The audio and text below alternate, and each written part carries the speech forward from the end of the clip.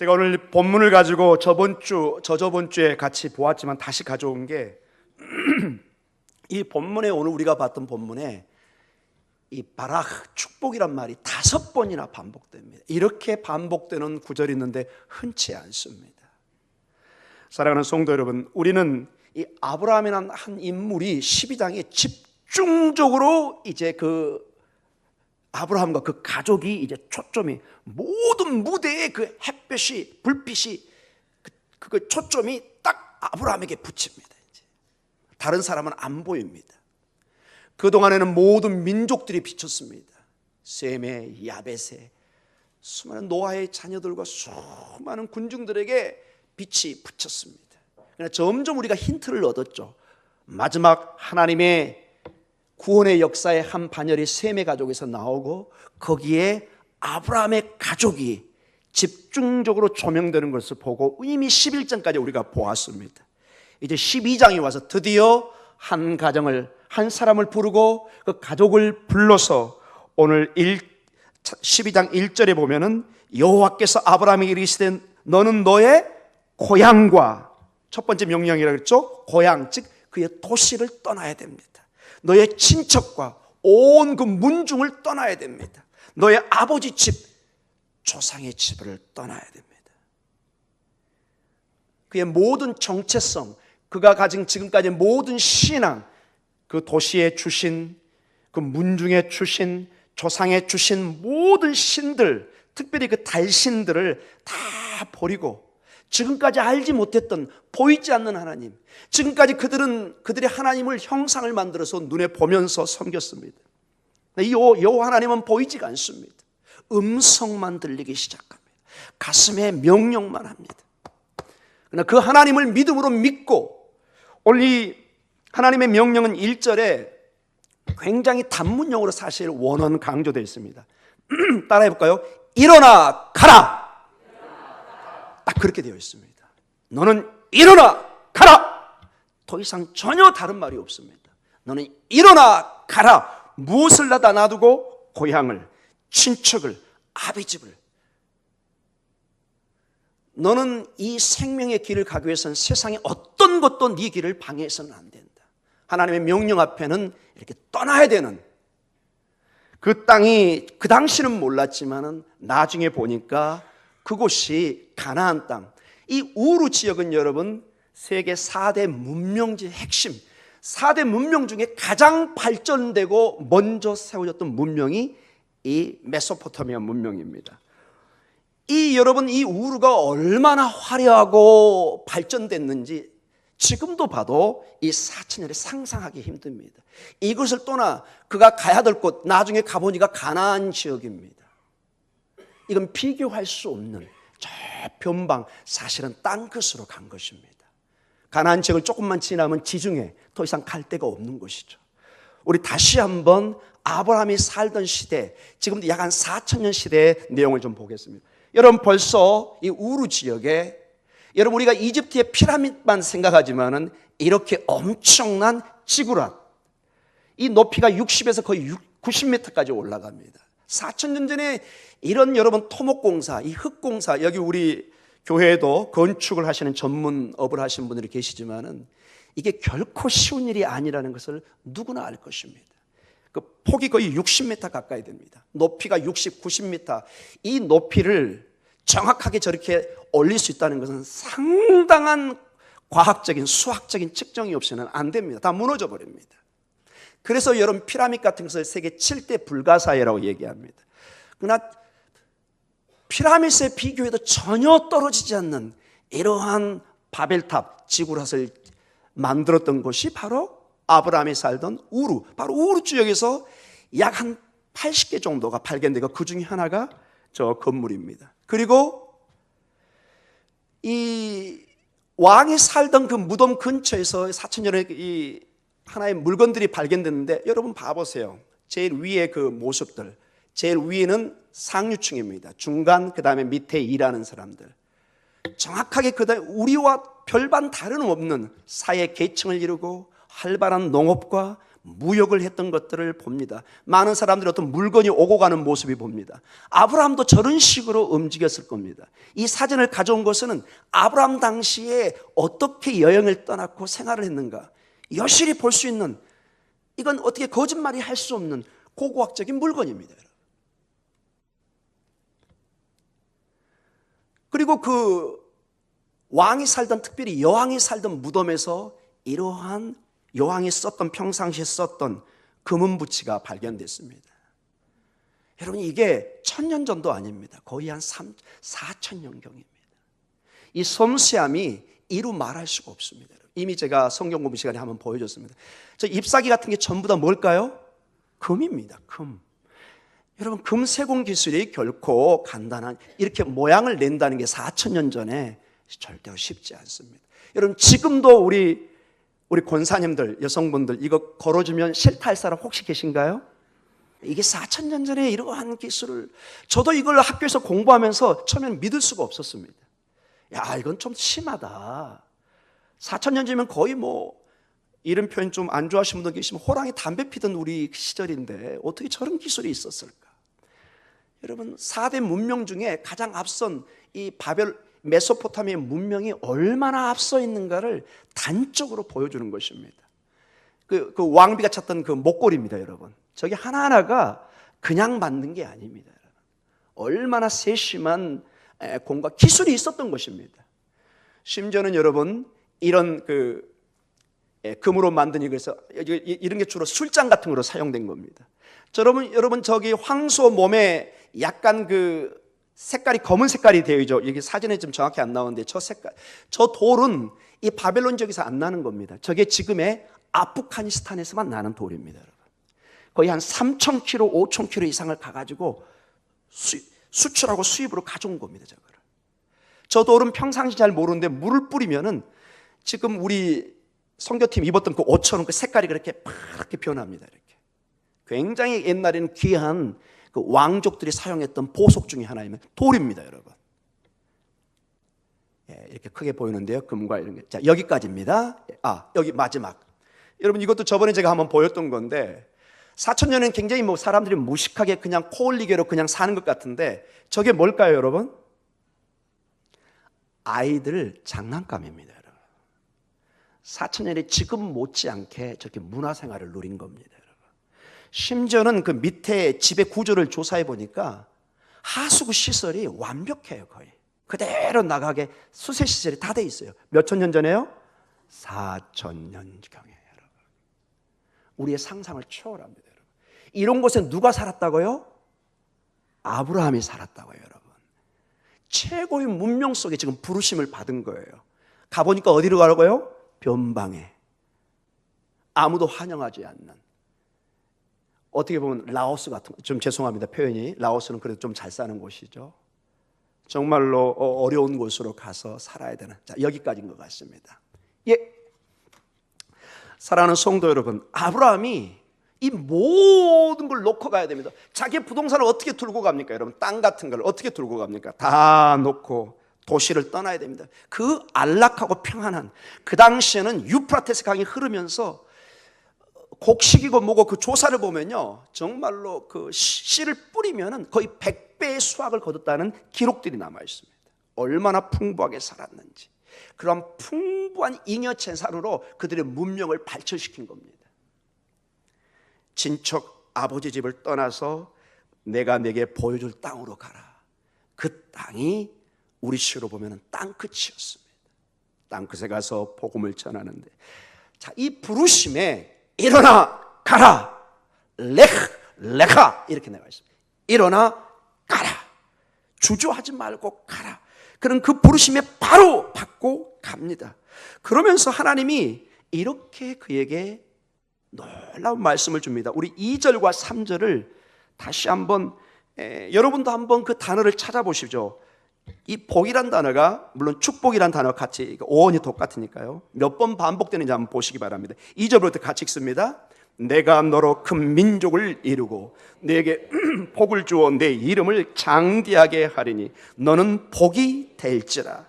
너를 축복하는 자에게는 내가 복을 내리고 너를 저주하는 자에게는 내가 저주하리니 땅의 모든 족속이 너로 말미암아 복을 얻을 것이라 하신지라. 복, 축복 몇 번 반복되죠? 5번 반복됩니다. 물론 복이란 단어는 4번이지만 3절 초반부에 나오는 축복이라는 단어가 바락, 동일한 어원을 가지고 있는 동일한 말입니다. 자, 이게 집중적으로 창조주 하나님이 아브라함과 그 가족을 축복하겠다는 겁니다. 복을 주겠다는 것입니다. 반복해서 5번을 이 2절에 반복해서 주는데 가만히 전체 내용을 보면은 이 아브라함의 축복이, 복이 절대로 혼자 갖는 게 아닙니다. 여러분, 복은 혼자 가질 때 때로는 저주가 됩니다. 여러분의 재산이 이 복이 여러분에게, 여러분 가정에만 머물면은 틀림없이 나중에 문제가 일어납니다. 복은 뭐라고요? 남에게 흘러가야 됩니다. 놀랍게도 복은, 축복은, 특별히 물질적 축복 같은 거는 흘러가야 됩니다. 내 손에만 쥐면은 나에게 사실 남는 게 별로 없습니다. 놀랍게 나눌 때 축복이 되는데 이 영적인 축복도, 이거는 영적인 물질적인 축복이 모두가 포함되는 것이죠. 자, 2절, 3절 중에 뭐라고 나오죠? 여러분, 결정적인 근거가 혹시 보이시나요? 내가 너로 큰 민족을 이루게 하고, 자, 그런 축복을 줍니다. 복을 주어 내 이름을 창대하게 합니다. 고대 세계의 축복의 상징이 그 이름이 넓게 퍼지는 것입니다. 그리고 3절은 너를 축복하는 자에게 내가 복을 내리고 너를 저주하는 자에게 내가 저주합니다. 그리고 중요한 말이 나옵니다. 같이 읽습니다. 땅의 모든 족속이 너로 말미암아 복을 얻을 것이라. 이 논리를 보니까 궁극적으로 그 가정의 축복, 그 가문의 축복이 땅의 모든 민족에게 가야 될 것을 말씀하고 있습니다. 이게 왜 중요하느냐? 믿음의 조상이라고 믿는 이스라엘 백성들이 이 축복을 받았습니다. 아브라함이 믿음의 조상입니다. 그리고 출애굽 과정에 19장과 이후로 보면은 분명히 하나님은 모세에게도 줍니다. 너는 열방의 제사장 국가가 될 것이다. 열방의, 민족의, 너희만의 축복으로 머물지 말라는 계속적인 힌트를 줍니다. 그러나 전적인 이스라엘의 역사는 이 축복을, 이 하나님의 놀라운 복을 어디로 가다 놓고 말죠? 이스라엘 민족에게 가다 놓기 시작합니다. 예루살렘에만, 시온에만. 그러다 보니까 어떤 현상이 있느냐? 부패하기 시작합니다. 냄새가 나기 시작합니다. 시간이 지나니 이 물이 썩기 시작합니다. 아무리 귀한 물도 여러분이 흘러서 마시고 진행되게 해야지 가지고 있으면 어떻게 되죠? 썩어집니다. 이게 놀라운 하나님의 축복의 원리입니다. 반드시 하나님이 우리에게 주신 것은 남에게 전달이 돼야 됩니다. 누구에게? 마치 하나님의 아담과 하와를 통해서 온 민족을 창조하고 하나님의 온 세상을 축복했듯이 이 축복이 타락으로 말미암아 한 사람에게 집중됐습니다. 그러나 이 얘기는 모든 축복이 아브라함의 한 사람에게 끝나는 게 아니라는 걸 알 수 있습니다. 아브라함을 통해서 다시 원래 창세기로 시작됐던 온 민족에게 이것이 회복이 돼야 됩니다. 큰 축복이 다시 한 사람에게 집중됐다가 이 한 아브라함은 마치 돋보기처럼 빛을 받아서 다시 어떻게 될까요? 퍼터져야 됩니다. 여러분 이해하시겠나요? 큰 것이 이렇게 합쳐집니다. 다시 이게 어떻게 된다고요? 커지는 겁니다. 이게 이제 그 중심에 교회가 있는 것입니다. 아브라함은 궁극적으로 모든 오목내지의 초점이었습니다. 그러나 그게 전부가 아니라 무언가로 해서 비춰드는데 온 열방으로 퍼져야 됩니다. 사랑하는 성도 여러분, 그러나 우리는 압니다. 아브라함도 인간이고 이 모든 것을 감당할 수 없다는 것을. 끊임없이 이 일을 완벽하게 이루실 한 분을 바라보게 합니다. 그분이 바로 예수 그리스도입니다. 마치 하나님이 아브라함을 불러서 이 변방에 가서 갈대아 우르를 떠나서 이 복을, 축복을 나눠주길, 오직 온 세상 만천하에 신들이 많지만 오직 하나님의 말씀으로 역사하시는, 보이진 않지만 살아서 꿈틀거리는 창조주 하나님을 전해야 됩니다. 그들은 열방을 다니며 세상에 창조주 하나님이 있다는 것을, 여호와 하나님이 있다는 것을 선포해야 됩니다. 마찬가지로 이제 하나님이 예수 그리스도를 통해서 우리를 부르셨습니다. 우리를 부르셔서 오직 성령이 너에게 임하시면 권능을 받아서, 즉 그게 부르심입니다. 예루살렘과 온 유대와 사마리아와 땅끝까지 이르러 내 증인이 되라. 즉 예수 그리스도 하나님의 증인이 되는 것입니다. 다시 우리도 모든 축복이 교회로 집중됐지만 이 교회는 거기서 머물면은 이게 중세 교회고 우리 교회입니다. 우리의 모습이 타락합니다. 교회는 여러분 이 축복을 나누지 않으면 반드시 타락하게 됩니다. 무슨 일이 있든지 교회가 분열이 일어나기 시작하고 문제가 시작하고 교회는 산산조각이나 힘이 없습니다. 아무리 덩치가 크지만은 마치 비만한 사람처럼 사실은 전혀 건강하지가 않아요. 여러분 유럽이나 여행해보고 외국을 여행해 보십시오. 교회가 얼마나 큰지 모릅니다. 여러분 유럽에 가서 교회를 보면요 끝이 안 보여요. 이게 도대체 하늘에 닿았나 해가지고 목소리로 뭐 오오오 뭐 이게 노래는 아름답게 할 수 있어요. 여러분 그게 근데 교회의 목적인가요? 원래 교회를 이렇게 고등 양식으로 한 것은 하나님께 가까이 가려는 상징이었습니다. 하나님께 가까이 하는 게 무엇인가요? 하나님의 뜻을 이루어야 되죠. 하나님이 왜 우리에게 축복을, 왜 주님이 우리를 구원하셨습니까? 내 구원을 축하하고 죽어서 내가 천국만 가면 그게 전부인가요? 여러분 그 구원은 전혀 일부분이지만은 하나님의 입장에서는 매우 안타까운 생각입니다. 우리의 구원을, 우리의 축복을, 내 개인의 축복, 내 개인의 구원으로만 생각하고 나는 죽어서 천국 가면 모든 게 오케이다. 이거는 여러분 지극히 어린아이적인 신앙생활입니다. 이스라엘 민족이 그렇게 가다가 망한 겁니다. 바벨론 포로를 통해서 완전히 깨트려 버린 것입니다. 여러분 이스라엘 민족이 나중에 어디로 포로로 가죠? 바벨론. 그 지역이 어딘가요? 그들의 조상인 아브라함이 살던 곳입니다. 여러분 다시 친정집에 가서 다시 가서 사명을 회복하고 나오게 하는 겁니다. 여러분 그게 보이신가요? 전혀 안 보이신가요? 여러분 지금 보이면 여러분 아멘 하시기 바랍니다. 아멘. 이게 영적인 원리가 있는 거예요. 원래 그 부르는 자리에서 그 축복을 하나님이 어마어마하게 주신 거예요. 세상을 품을 수 있는 온 민족의 열방의 아비로 부르셨어요. 사라는 열방의 어미란 뜻입니다. 아브라함이 열방의 아버지란 뜻입니다. 그 축복을 하나님의 뜻대로 이루지 못할 때는 하나님의 진노와 하나님의 매우 불편한 관계가 형성될 수밖에 없습니다. 사랑하는 성도 여러분, 그래서 그들은 다시 아브라함이 살던 원래 조상의 땅에 가서 다시 훈련을 받고 70년의 훈련 속에 다시 돌아오는 것을 보게 됩니다. 사랑하는 성도 여러분, 우리 교회는 52년의 역사를 가지고 있습니다. 앞으로 100년의 대계를 가지고 나아갑니다. 여러분 역사만 가지고 자랑해서는 안 됩니다. 그걸로 따지면 유럽의 그 교회는 기본 역사가 800년, 900년, 거기 대학을 가면 대학이 뭐 거의 한 400년, 600년 그렇게 돼 있어요. 성균관 같아요, 그냥 대학이 그냥. 그게 지금도 옥스퍼드나 캠브리지가 다 수도승들이 다녔던 학교입니다, 여러분. 사랑하는 성도 여러분, 역사는 아름답지만은 바른 전통을 이어지 못하면 의미가 없는 것입니다. 건물만 남아있고 지금 유럽 교회가 가장 힘든 게 뭐냐? 그 큰 덩치를 유지할 유지비가 없어요. 그래서 술집이나 나이트클럽 모슬림에게 파는 거예요. 왜? 도저히 버틸 수가 없기 때문에. 교회가 생명을 떠납니다.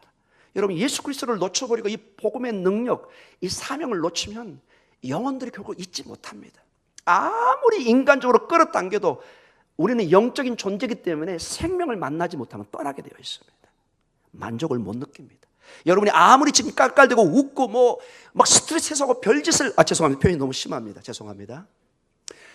별일을 다 해도 그거는 문화센터입니다, 여러분. 아무런 의미가 없습니다. 여러분 이 교회보다 훨씬 즐거운 것이 얼마나 많습니까, 여러분? 여러분 왜 이렇게 주일학생이 교회 잘 안 나오나요? 재밌는 게 집에 쌓이고 쌓였습니다. 교회같이 그 진부한, 어떤 면 자기들 눈에 볼 때는 교회 안 나와도 얼마든지 시간을 보낼 게임이나 친구들이 가득가득합니다. 교회는 이 복음을 회복해야 됩니다. 회복할 뿐만 아니라 이 복음은 생명이고 축복의 근원입니다. 이거는 반드시 우리가 이렇게 가지고 있으면 안 됩니다. 이거는 반드시 전달돼야 됩니다. 어디까지? 땅끝까지. 왜 그래요? 묻지 마세요, 여러분. 정말 궁금하면은 여러분이 천국 가서 하나님에게 직접 물어보시기 바랍니다.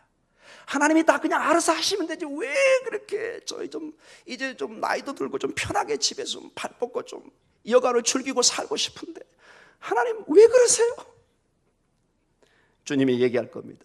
내가 너를 살려준 게 그 사명 때문에 살려줬는데 너는 오해하고 있구나. 내가 그러면 너를 좀 빨리 데려갈까? 이렇게 하면 여러분 어떻게 하실까요, 여러분? 아브라함의 부르심이 결국 변방입니다. 가나안 지역입니다. 우르하고는 비교할 수 없는 그곳에 가서 하나님의 말씀을 복의 근원이 되는 것을 보게 됩니다. 사랑하는 성도 여러분, 주님께서 우리를 부르셔서 복의 근원이 되겠습니다. 베드로서에 보면은 베드로전서 2장 8절에 보면은 복의 근원이 얼마나 큰 복의 근원이 되겠는지 제가 읽어드리겠습니다. 베드로전서 2장 8절입니다. 너희는 왕 같은 제사장들이요 거룩한 나라여 그의 소유된 백성이라. 아멘. 왕 같은 제사장이라는 겁니다. 이게 무슨 말일까요? 왕은 다스리고 제사장은 하나님께 예배를 드리는 사람입니다. 우리는 왕처럼 세상을 다스리고 하나님께 예배하는 자랍니다. 우리가 부활로 주님이 계시록에 보면은 우리가 주님과 함께 왕 같은 제사장으로 세상을 다스리게 됩니다. 여러분이 다 왕이 되는 것입니다. 성경에는 하나님 나라는 성별이 구별이 안 됩니다. 하나님 나라는 결혼도 하는 곳이 아닙니다. 하나님도 여러분 성별이 있나요, 없나요? 전혀 없습니다, 여러분. 그 시계는 신비의 세계인데 주님이 그냥 약속을 하셨습니다. 나와 함께 왕 노릇하리라. 나와 함께 너희가 왕 노릇하리라. 이 놀라운 축복을 어떤 사람이 받게 되느냐? 이 사명을 감당해 가는, 이것을, 이 축복을, 이 진리를 세상에 전하다가 주님 앞에 가는 사람이 가장 복된 사람입니다. 우리도 여러분 주변에서 위대한 일들, 나라를 위해서 크게 공헌한 사람, 정말로 귀한 삶을 살면 보면 우리는 고귀한 인생처럼 보입니다. 그분에게 우리가 고개가 숙여지고 참으로 존경심이 갑니다. 세상의 일도 그렇습니다. 어떤 사람이 가장 존경을 받을까요? 하나님 나라에. 저번 주에 강사 목사님 이미 얘기했습니다. 다니엘서 12장 1절과 3절에 복음을 전하는 자, 이 복음을 세상에 전하는 사람은 하늘의 별처럼 빛납니다. 하나님이 이미 정하셨습니다. 이 복음을 가지고 복음과 고민하고 복음을 전하는 사람들을, 이 사명을 감당하는 사람을 하늘의 별 같은 사람으로, 오늘 베드로전서 2장 8절에 보니까 왕 같은 제사장으로 만드신다는 것입니다. 이 일이 얼마나 귀한지 동일한 베드로전서에 보면은 천사도 우리를 흠모합니다. 우리가 그토록 천사를 생각하죠. 여러분 제가 설교하는데 뒤에서 막 천사가 보이고 그러면 어떻게 될까요? 막 신령하고 우리 교회가 미어 터지겠죠, 여러분. 하나님은 그런 식으로 근데 되게 역사하지 않습니다. 왜냐? 천사 여러분 우리보다도 못합니다, 여러분. 천사가 누구를 부러워한다고요? 여러분과 저를. 잘 안 믿어지죠? 여러분 본문에 그렇게 얘기하고 있습니다. 천사도 예수 그리스도의 생명을 가진 우리가 얼마나 부러운지. 왜? 지금 당장이 아니라 장차 우리가 될 일을 보고 있습니다. 어떤 사람이라고요? 왕 같은 제사장이 됩니다. 고귀한 신분으로 여러분이 변해버립니다. 이건 주님이 약속한 것은 반드시 성취됩니다. 이게 계시록의 도장입니다. 여러분과 저는 의심할 필요가 없습니다. 왜? 창조주 하나님이 사인을 내서, 하나님의 말씀은 하나님의 사인입니다. 도장을 찍어서 보증을 해버렸습니다.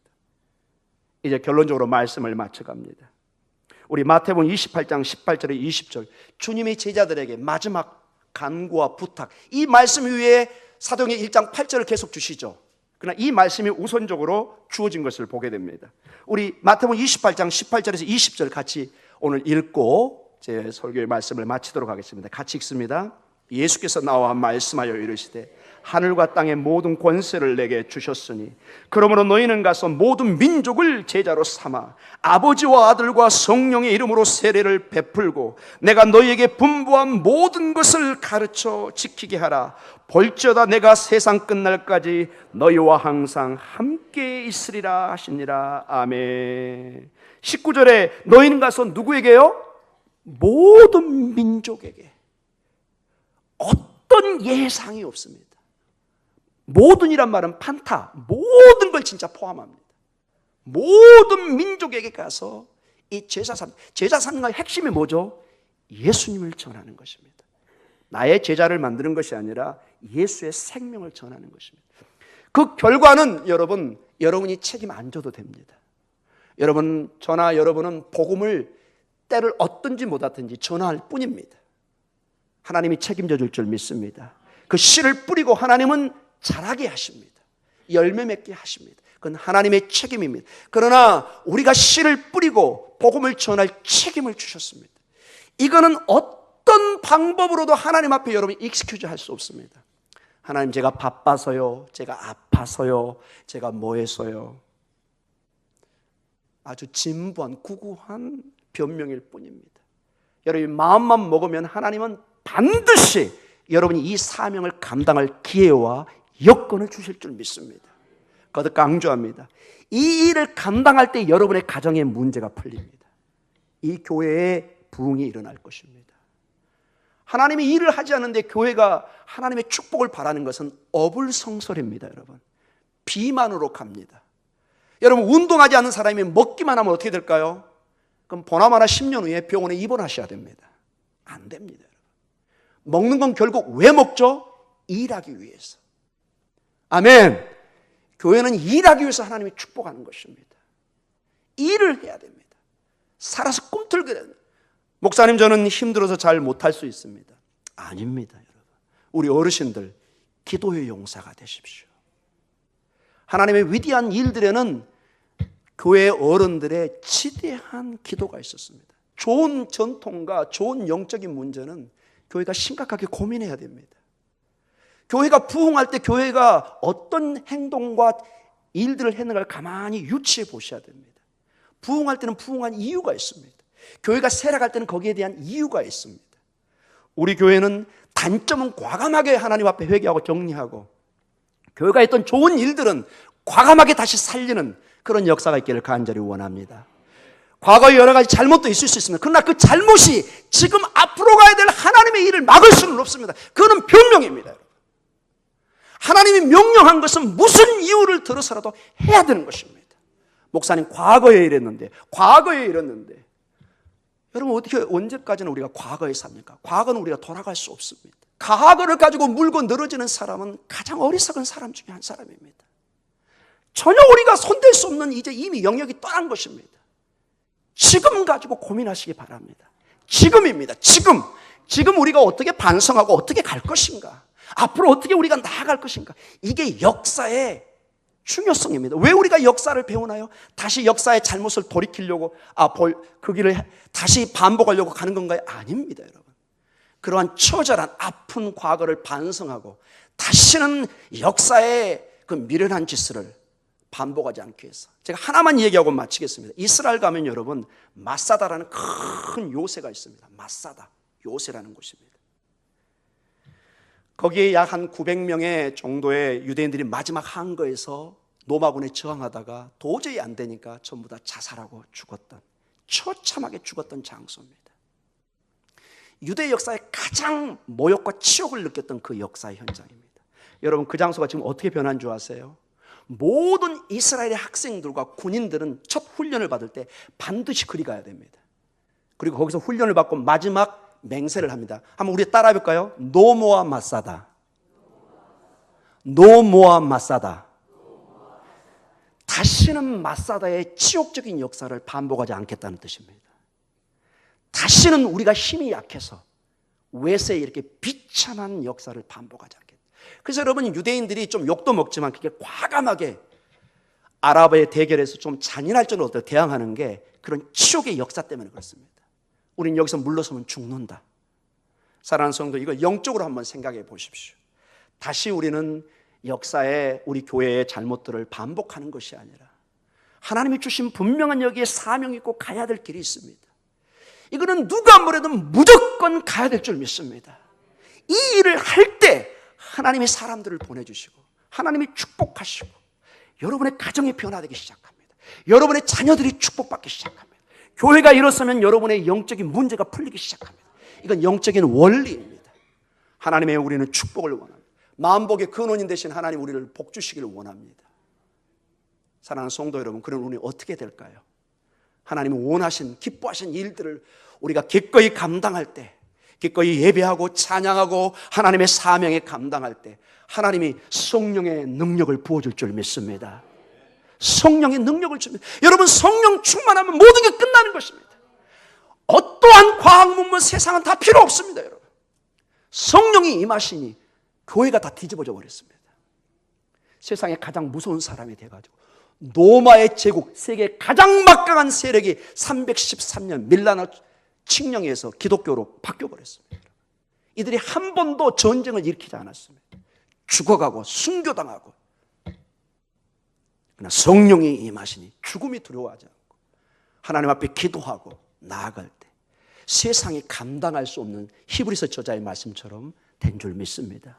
성령의 충만을 통해서 우리 장로님들, 우리 안수 집사님들, 우리 권사님들, 우리 집사님들, 우리 성도님들 힘있는 나의 마지막 인생이 되게 해 주시옵소서. 능력의 삶을 살게 해 주시옵소서. 부끄러운 인생을 내 자녀들에게, 이 교회 후손들에게 물려주지 않게 해 주시옵소서. 힘을 주시옵소서. 지치고 상한 저희들에게 힘을 주시옵소서. 우리 시간에 통성으로 한번 같이 기도하겠습니다.